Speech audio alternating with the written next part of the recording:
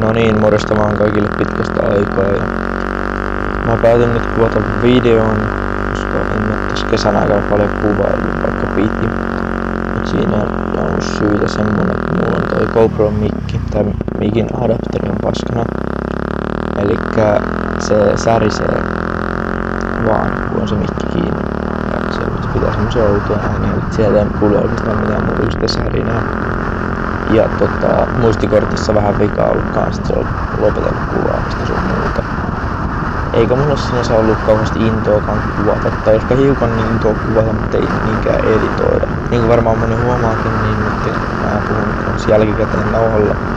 Elikkä mä yritin puhua tuohon videolle suoraan, mulla oli puhelimeen laitettu mikki. Mä yritin äänittää niin puhelimella erikseen äänen, mutta se epäonnistui, että sitä ei oikein saanut selvää silleen.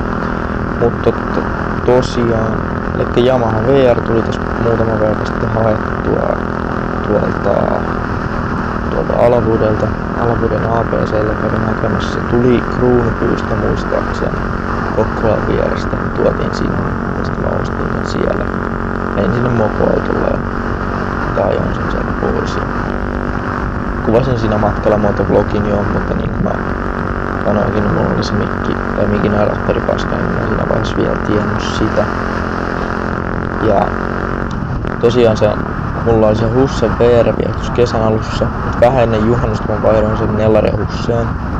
Ja sit sen Nelari-Hussen mä myin ehkä about 3 viikkoa sitten, ehkä 4 viikkoa, varmaankin 4 viikkoa noin.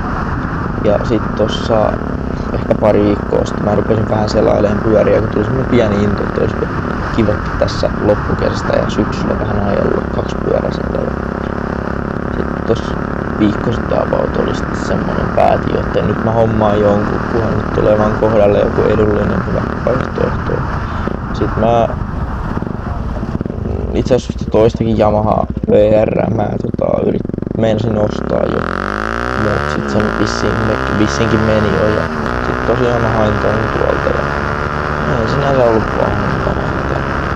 On ihan alle 2 tonnia siitä maksaa.